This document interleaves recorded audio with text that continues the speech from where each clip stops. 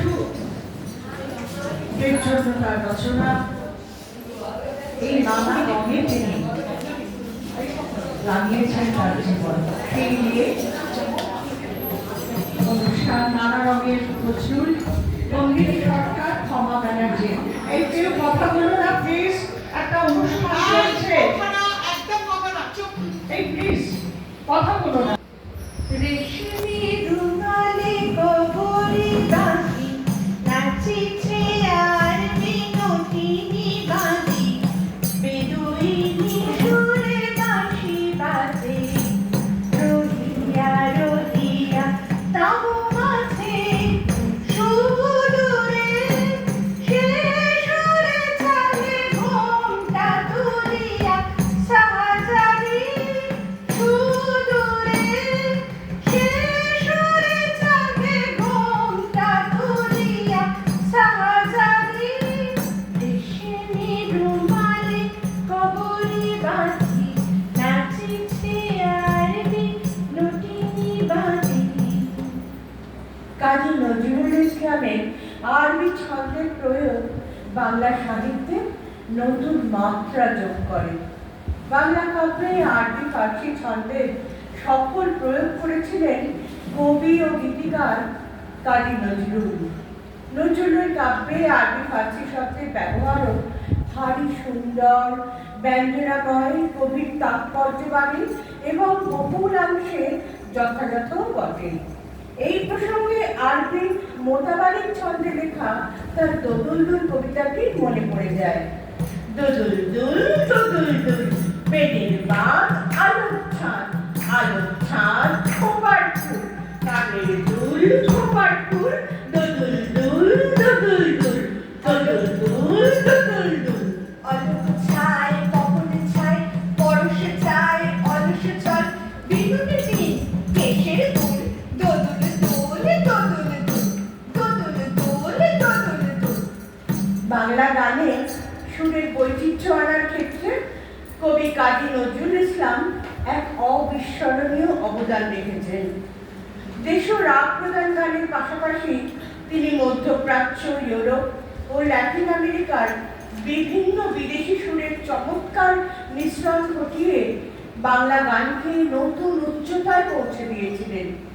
পারস্য দেশের গজল সুরের বাংলা গান বলতে মনে পড়ে যায় চমকে চমকে ধীরে ধীরে পায় পল্লী বালিকা কোনো পথে যায় একলা কোনো পথে যায় চমকে চমকে ধীরে ধীরে পায় পল্লী বালিকা কোনো পথে যায় একলা কোনো পথে যায় একলা কোনো পথে যায়।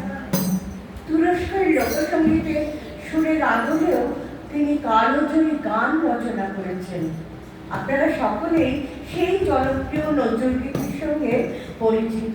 শুকনো পাতার নূপুর পায়ে নাচিছে ঘূর্ণি পায় জল তরঙ্গে ঝিলমিলে ঝিলমিলে ঢেউ তুলে সে যায় জল তরঙ্গে ঝিলমিলে ঝিলমিলে ঢেউ তুলে সে যায়। কবি ছিলেন শিশুদের পরম বন্ধু, সখা। শিশুদের জন্য তার লেখা কবিতা ও ছড়াগুলো চমৎকার কল্পনা, সারল্য এবং নির্মল হাস্যরসের এক অনন্য ভুবনের সন্ধান দেয়। তিনি নিজে বলতেন, আমি চির শিশু, চির কিশোর। তাই তার লেখায় শিশুদের দুরন্তপনা, কৌতূহল ও কল্পনার প্রতিফলন দেখা দিত। শিশুদের উপদেশ দেওয়ার বদলে তাদের হাসি খুশি মজার ভাষায় তিনি সাহিত্য রচনা করেছিলেন। তার লেখা কবিতা ফ্যাশন এই রকমই এক মজাদার ছড়ার উদাহরণ বিশেষ। শয্যা ছেড়ে চিত্ত ভাবে গোমরাঙ্ক পেশার এই দুনিয়ায় বেঁচে থাকা মস্ত একটা ফ্যাশন। রাত থাকতে সূর্য ওঠে ঘুমোয় বল কখন তার উপরে জ্বালায় ঘরে বেলা হলো খোকন সবার দেখি অনিদ্রারও রাত থাকতে ওঠে ব্যস্ত বাগিস ফুলগুলো সব ভোর না হতেই ফোটে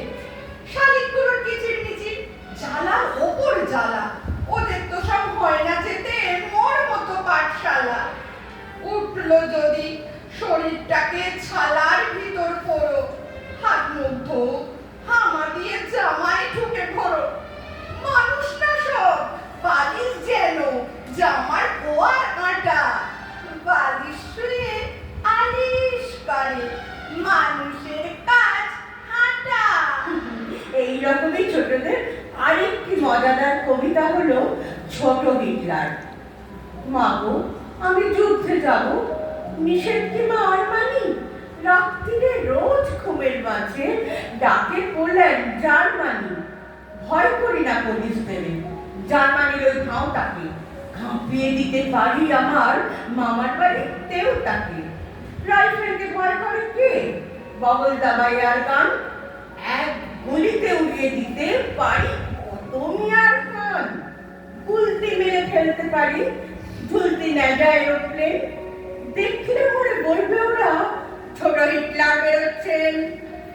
চোখ পাকিয়ে এগোয় যদি বলবে কেঁপে সব মশাই, মুসলিনের মেশো এবার যুদ্ধে এলেন, রক্ষে নাই।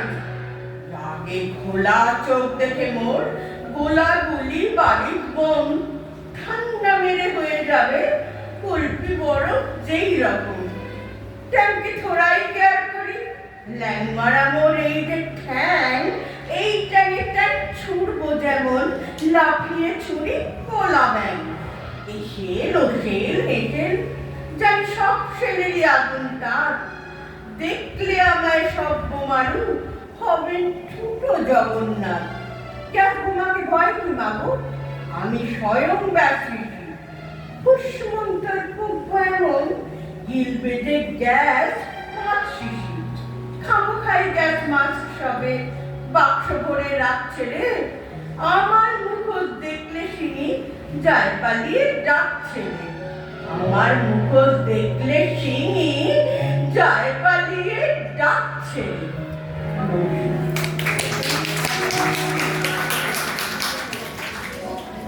নানা রঙের নজরুল, এটা হয়তো মনে হবে এটা বর্ষার সঙ্গে কি সম্পর্ক। এই জন্যই শিরোনামটা হয়েছে বর্ষা এবং। সেই এবংয়ের পর্যায়ে নন্দিনীর সংকলন নানা রঙের নজরুল পরিবেশন করল নন্দিনী নিজে এবং সমাজ।